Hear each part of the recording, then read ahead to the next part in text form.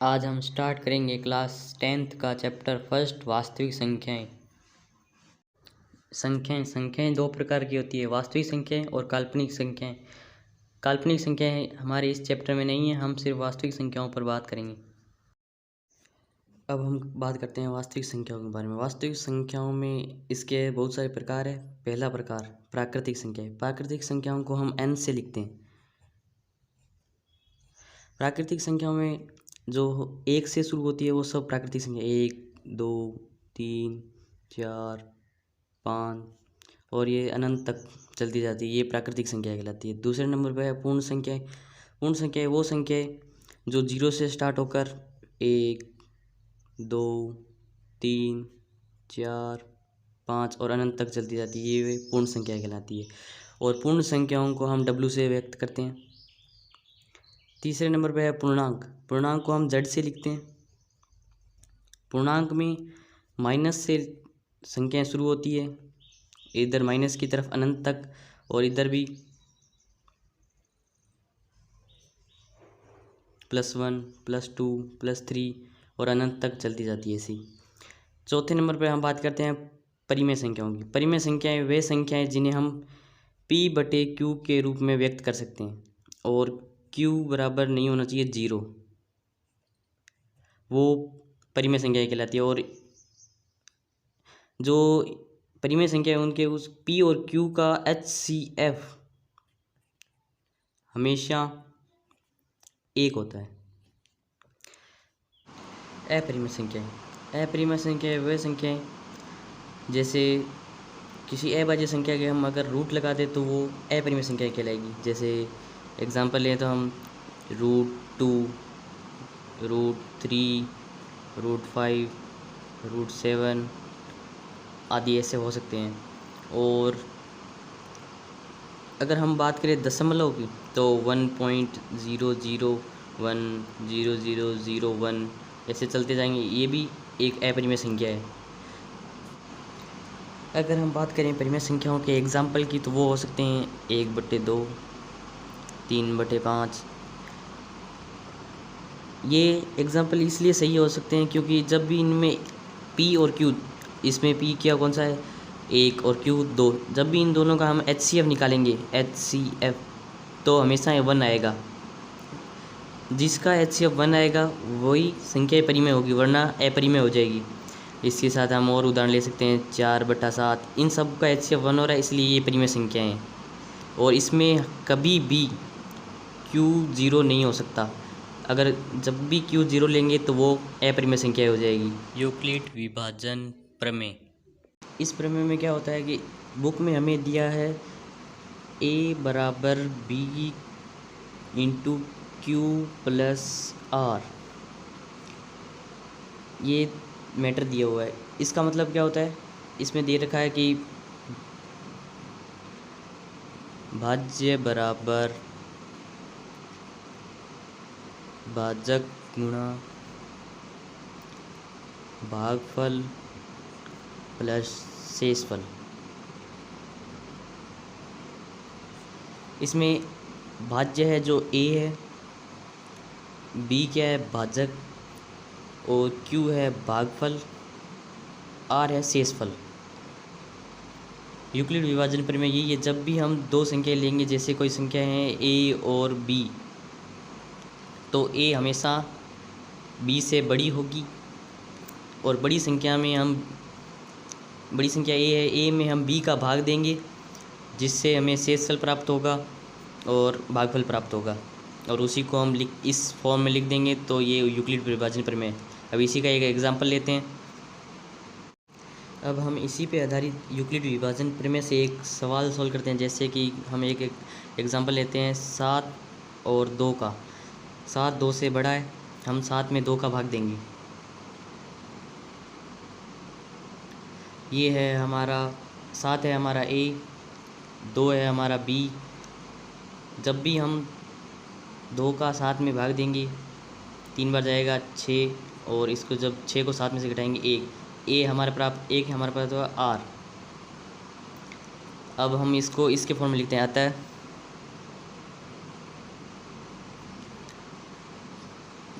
ए की जगह पे लिखेंगे हम 7, पी की जगह लिखेंगे भाजक बी 2 इंटू क्यू की जगह पे लिखेंगे 3 और प्लस शेषफल आर की जगह लिखेंगे 1। जब भी हम इसको दोनों तरफ से सॉल्व करते हैं तो भी बराबर आता है। इसको हमें इस फॉर्म में लिख सकते हैं और यही यूक्लिड विभाजन प्रमेय है। हम एक एग्जाम्पल लेते हैं 9 और 5 का। 9 5 से बड़ा है। जब हम 9 में 5 का भाग देंगे तो 1 बढ़ जाएगा और इसको घटाएंगे तो 4 आर हमें शेषफल बराबर प्राप्त हुआ 4। अब हम इसको लिखेंगे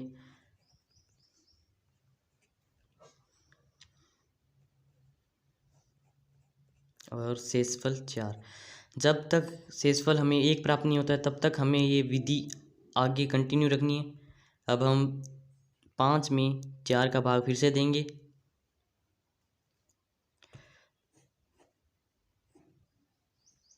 शेषफल का भाग हम देंगे भाजक में तो 1 बार जाएगा और जब इसको घटाएंगे तो 1। अब हमें शेषफल 1 प्राप्त हो गया तो हमें इस विधि को यहीं पे समाप्त कर देना है और इसको लिख देते हैं। और ये इधर भी अगर हम इसको इसका आंसर निकालें तो ये भी 5 प्राप्त होगा। प्रश्नावली 1.1 के पहले प्रश्न के अंदर पहला प्रश्न है 225 और 135 का यूक्लिड विभाजन प्रमेय से HCF ज्ञात करना है। तो हम सबसे पहले क्या करेंगे कि इसको लिखेंगे और 135 का भाग देंगे किसमें 225 में।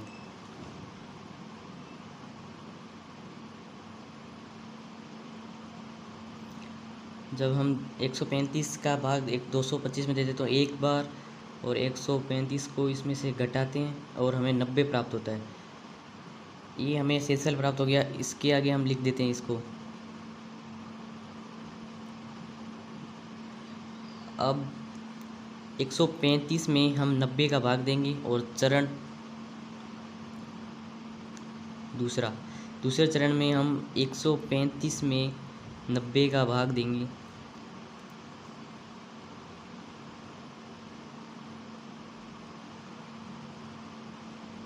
और ये भी 1 बार जाएगा और शेषफल 45 इसको भी हम लिख देते हैं। ये हमें विधि तब तक करते रहना जब तक हमें शेषफल या तो 1 या 0 प्राप्त ना हो जाए। अब हम 45 का भाग देंगे 90 में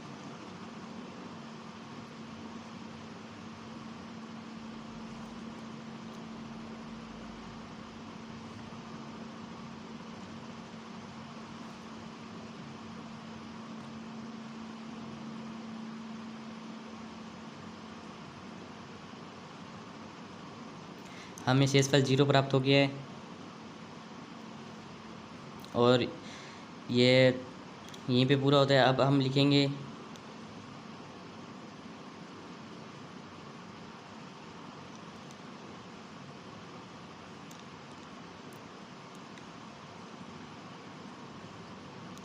और भाजक हमें प्राप्त हुआ है 45।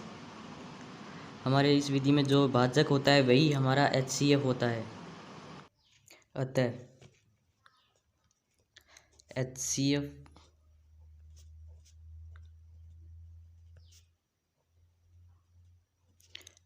हमारा प्राप्त होगा 45 और यही हमारा आंसर है। हम अब करते हैं दूसरा ऑप्शन 196 और 38,220 का HCF ज्ञात करना यूक्लिड विभाजन प्रमेय से। इसमें 38,200 बड़ी संख्या है, इसको हम पहले लिखेंगे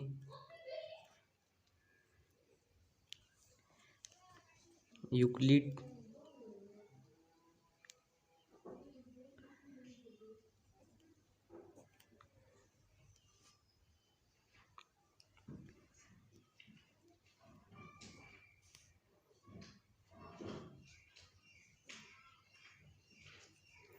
सबसे पहले लिखते हैं हम चरण फर्स्ट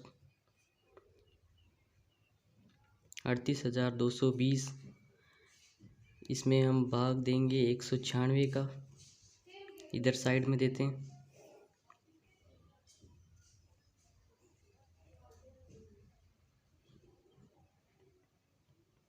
अड़तीस हज़ार दो सौ बीस में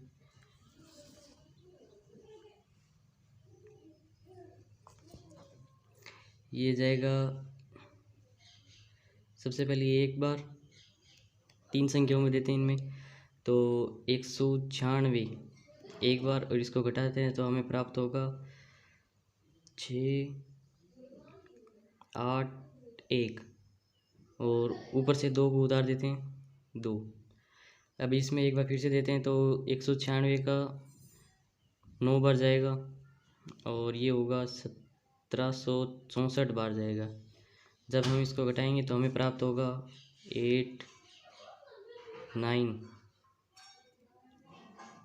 अब ऊपर से 0 को उतार लेंगे और फिर हम इसमें फिर से भाग देंगे, तो 196 को का पाड़ा अगर 5 बार बोलते हैं तो हमें 980 प्राप्त होगा, इसलिए हमें शेषफल 0 प्राप्त हुआ।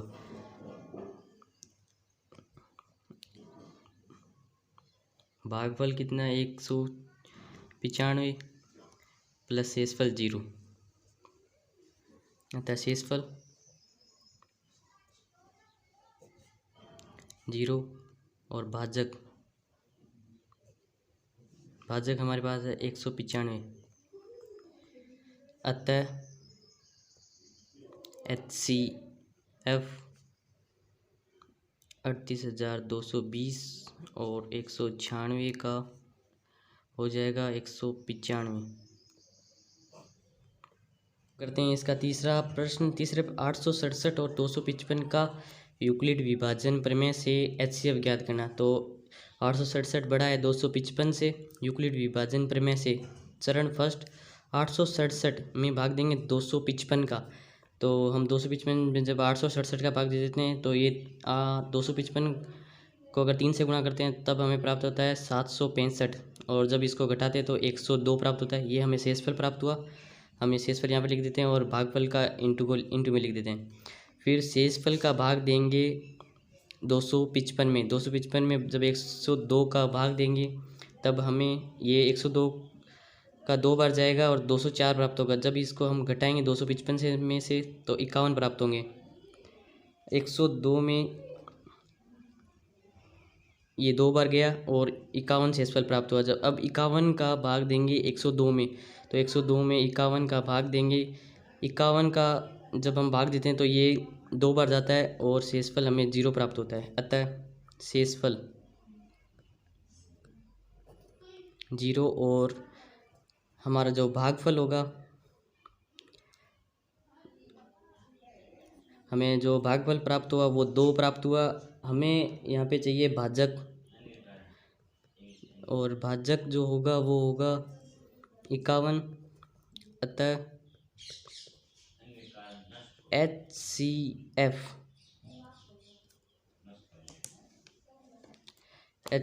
निकालते हैं। HCF होगा 867 का और 255 का, वो होगा 51।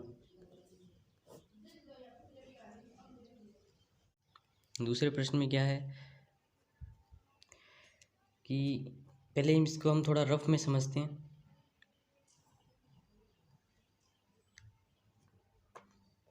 इसमें दे रखा है 6Q + 1 6Q + 3 6Q + 5। इसमें 6Q सब में कॉमन है और ये विषम संख्या है। और हमने अभी तक पढ़ा है जिसमें A बराबर BQ + R। इससे हमें पता चलता है कि जो 6 है वो हमारा B है, और जो हमारा शेषफल है वो R है, जो 1 3 और 5 है। इससे हमें क्या पता चलता है, इससे हमें ये पता चलता है कि जब भी हम इसमें जो भी शेषफल प्राप्त होगा वो 6 से कम प्राप्त होगा। तो हम इसको कैसे करते हैं, माना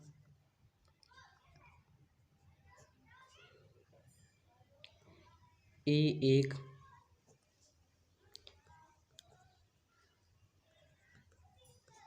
विषम पूर्णांक है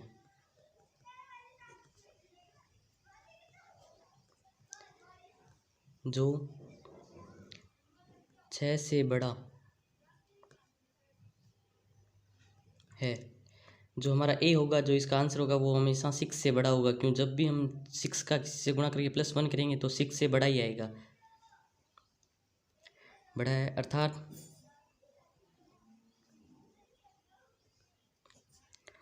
b बराबर 6 है। हमें यहाँ से पता चला कि b बराबर 6 है। अतः शेषफल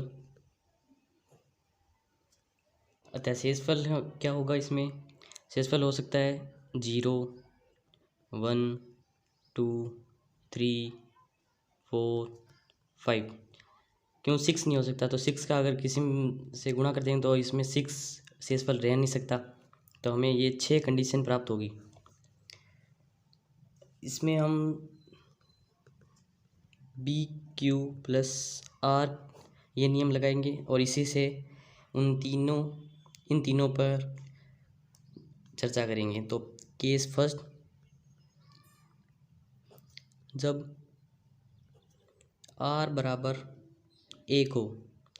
हम आर बराबर 1 यूँ ले रहे हैं कि ये 0, 2 और 4 हमारे काम नहीं आ रहा है। इसमें 1, 3 और 5 ही हमारे काम आएगा। इसलिए आर बराबर 1 से शुरू करते हैं। आर बराबर 1 इसमें इस सूत्र में ये रखते हैं यूक्लिड विभाजन प्रमेय में, बराबर b की जगह 6 दे रखा है, q प्लस आर की जगह हम 1 लिखेंगे। हमें ये प्राप्त हुआ। इसमें 6q प्लस 1, 6q क्या है? यहाँ पे 6q सम संख्या है और ये विषम संख्या है। 6q सम संख्या कैसे? क्योंकि जब भी हम किसी सम संख्या को किसी भी संख्या से गुणा करते, चाहे वो विषम हो चाहे सम हो, तो हमें हमेशा ही सम संख्या प्राप्त होगी। इसलिए ये सम संख्या है और ये विषम है, और सम और विषम संख्याओं का जोड़ हमेशा ही विषम होता है। हम लेते हैं केस सेकंड।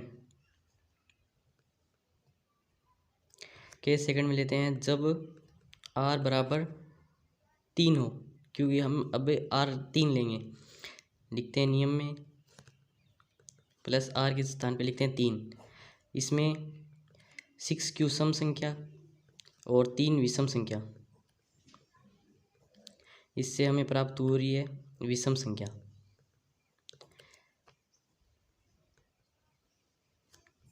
ये समीकरण 2। और अब हम लेते हैं केस तीसरा, जब r बराबर 5 हो। तो a 6q प्लस 5, इसमें भी 6q सम संख्या है और 5 विषम संख्या है।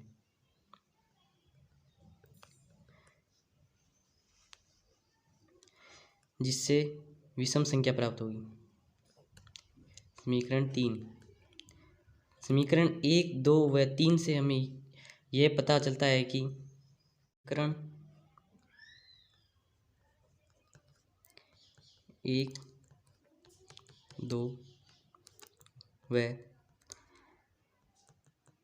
3 से यह स्पष्ट होता है कि सभी धनात्मक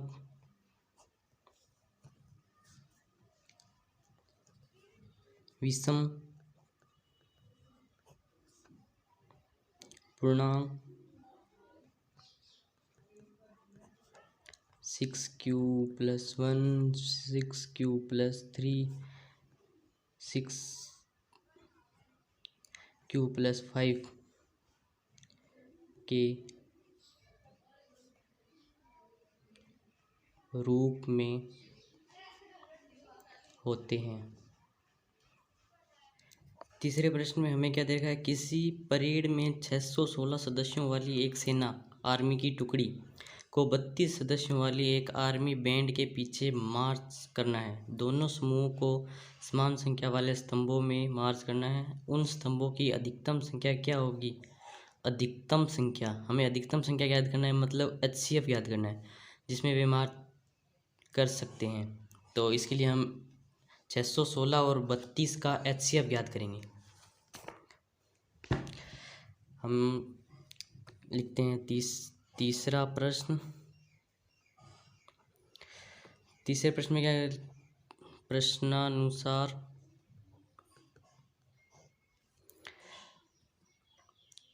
छः सौ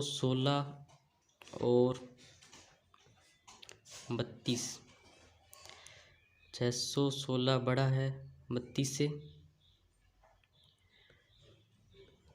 यूक्लिड विभाजन प्रमेय से, यूक्लिड विभाजन प्रमेय से क्या करेंगे? चरण 1 616 में भाग देंगे 32 का,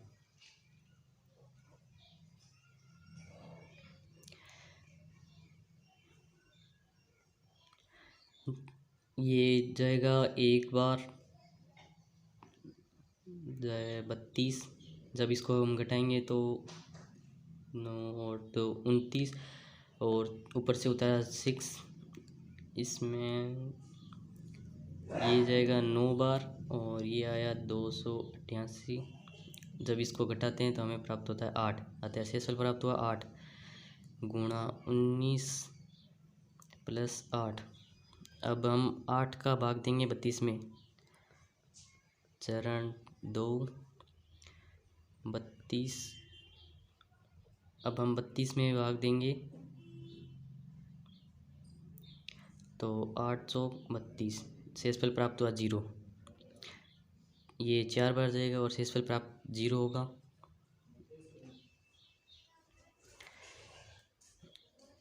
इसका मतलब HCF, अतः हमें HCF प्राप्त होगा 8, 616 और 32 का। अतः हम लिख सकते हैं कि कितनी टुकड़ियाँ बनेगी, तो टुकड़ी कितनी बनेगी? 8 बनेगी। 8 टुकड़ियाँ बनानी पड़ेगी। और अगर हम किताब की लैंग्वेज में लिखेंगे तो 616 सदस्यों वाली एक सेना की टुकड़ी में 32 सदस्यों वाले एक आर्मी बैंड के पीछे मार्च करने के लिए हमें 8 स्तंभों में मार्च करना होगा। यूक्लिड विभाजन प्रमेय का प्रयोग करके दर्शाइए कि किसी धनात्मक पूर्णांक का वर्ग किसी पूर्णांक m के लिए 3m या 3m+1 के रूप में होता है।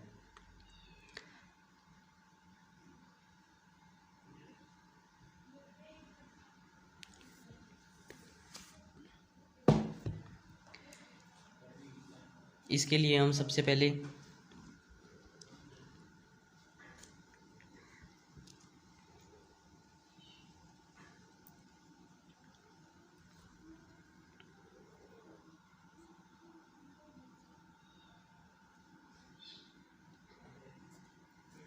माना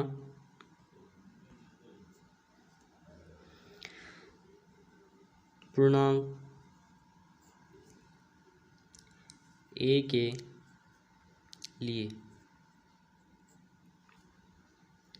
यहाँ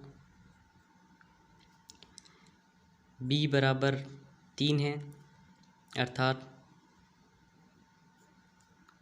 r बराबर 0 1 2। यूक्लिड विभाजन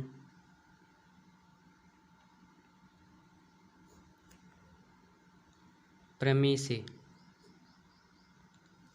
अब हमारे पास यूक्लिड विभाजन प्रमेय क्या होती है? a बराबर BQ+R। इसका प्रयोग करके हमें इसके आंसर निकालने हैं। इसके लिए केस फर्स्ट लेंगे, जब r बराबर लें 0, r बराबर 0 होंगे तो a बराबर 3, क्योंकि b का मान 3 है, q और r होगा 0। अब हमें क्या करना है? इसका वर्ग करना है। +0 करेंगे कोई अंतर नहीं आएगा वर्ग करने पर।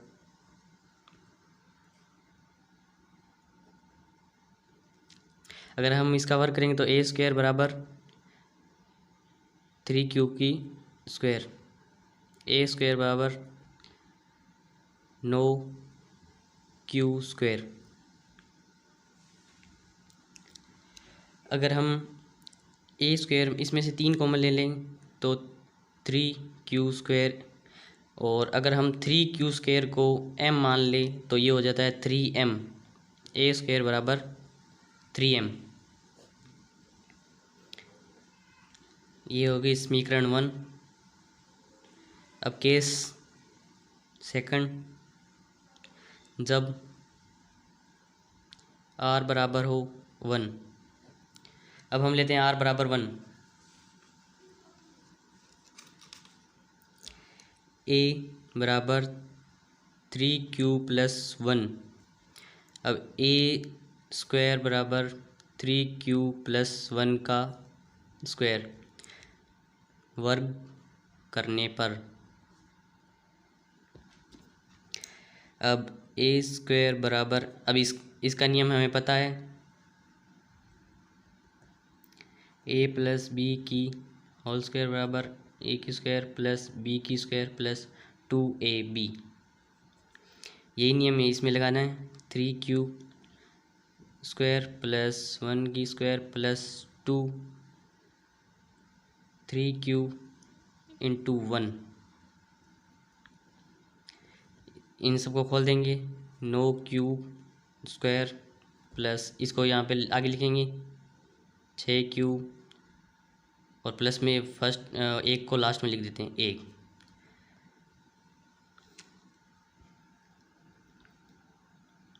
अब इसमें से सब में से 3 को कॉमन लेंगे,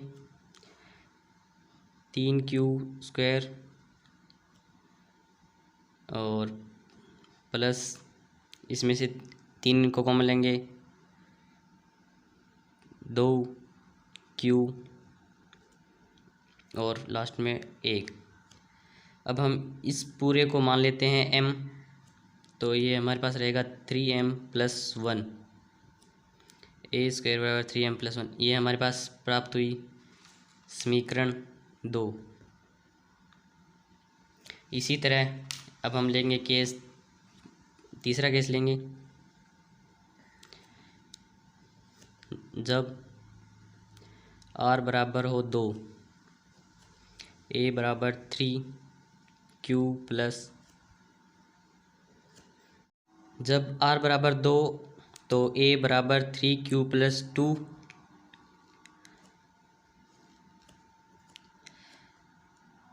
वर्ग करने पर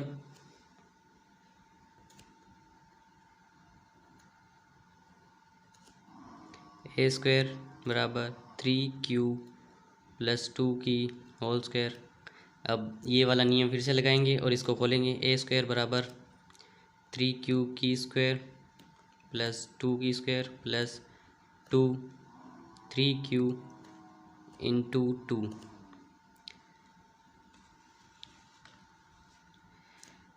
बराबर 9q square 4 plus 6q square 6q into 2।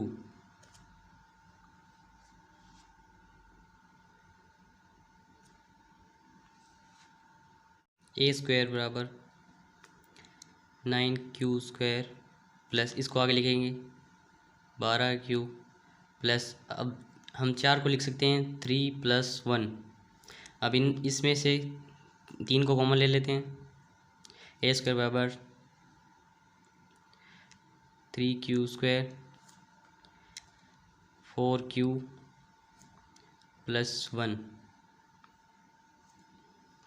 Plus 1।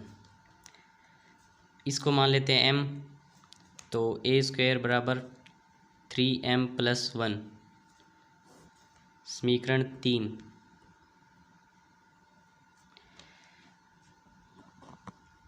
इससे हम कह सकते हैं समीकरण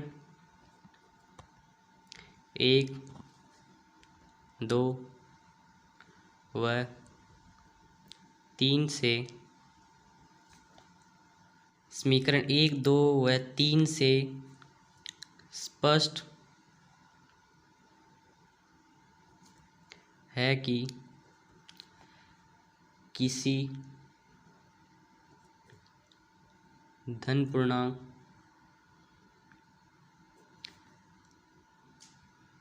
का वर्ग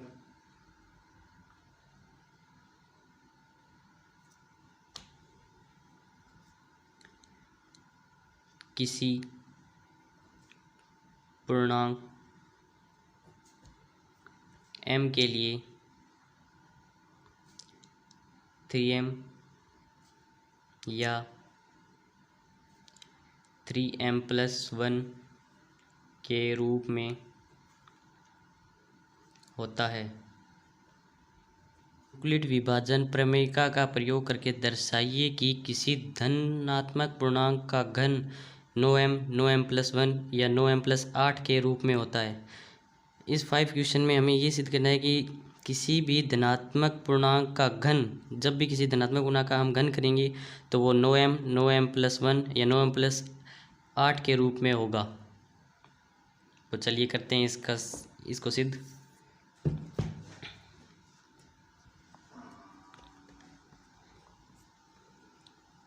हल 5। माना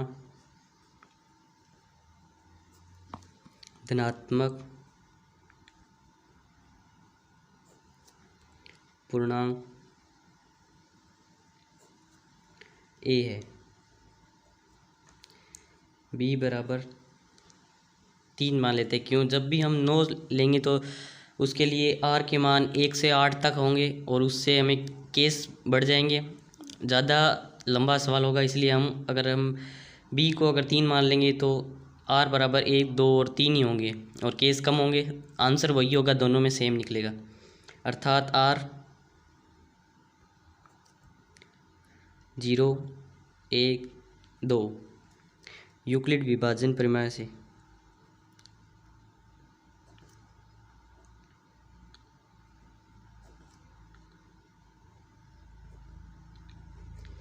a बराबर BQ+R।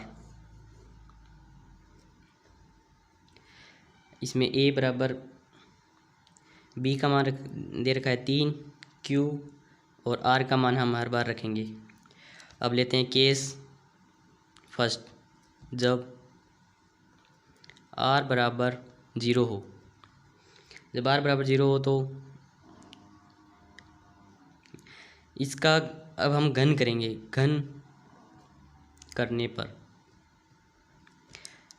a³ बराबर 3 की क्यूब, ये होगा 27 Q⁻3। अभी हम इस 27 में से 9 को बाहर निकालेंगे तो अंदर रहेगा 3Q⁻3। अगर हम 3Q⁻3 को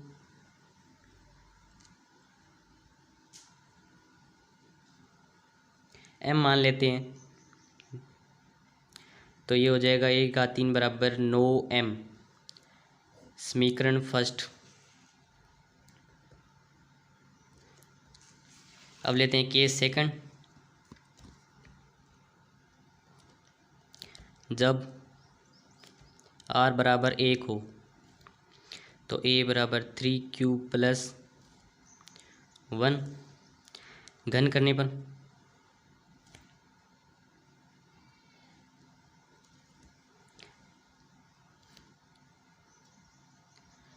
+3। अब हम a + b⁻3 बराबर a⁻3 + b⁻3 + 3a⁻2 b + 3b⁻2 + a। अब ये नियम इसमें अप्लाई करते हैं। a⁻3 बराबर 3Q⁻³ + 1⁵ + 3Q⁻2 × 1 + 3a⁻2 × 3Q।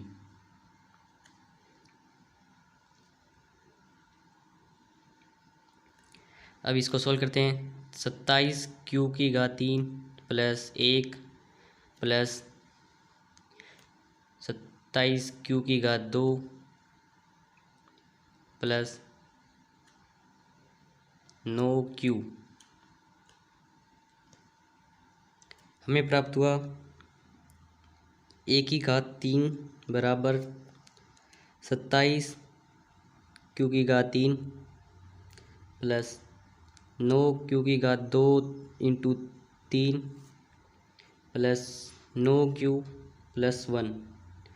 अब इन सब में से 9 को कॉमन ले लेते हैं। 3 क्यू की घात 3 प्लस 3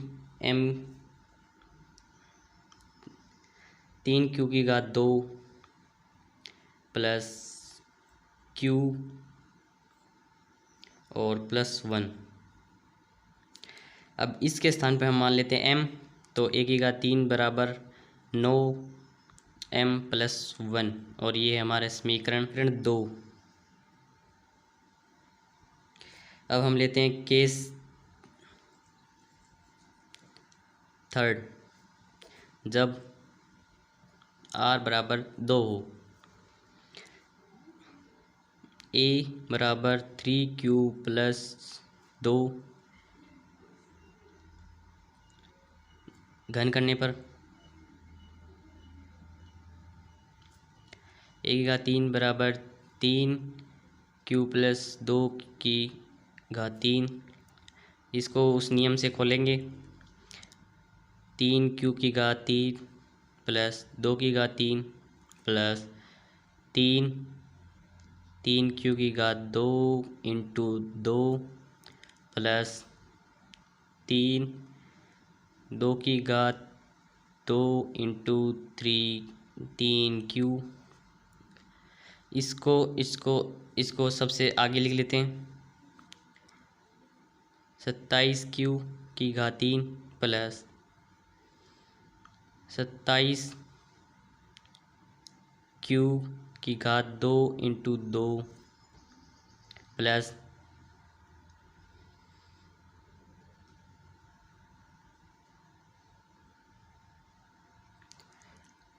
36q और प्लस 8। अब हम इसमें से 9 को बाहर निकालेंगे। 3q की घात 3 प्लस 6q की घात 2 प्लस 4q प्लस 8। इस सब को मान लेते हैं m, तो a की घात 3 बराबर 9m प्लस 8 और ये है समीकरण 3। समीकरण 1, 2 व 3 से यह स्पष्ट है कि किसी भी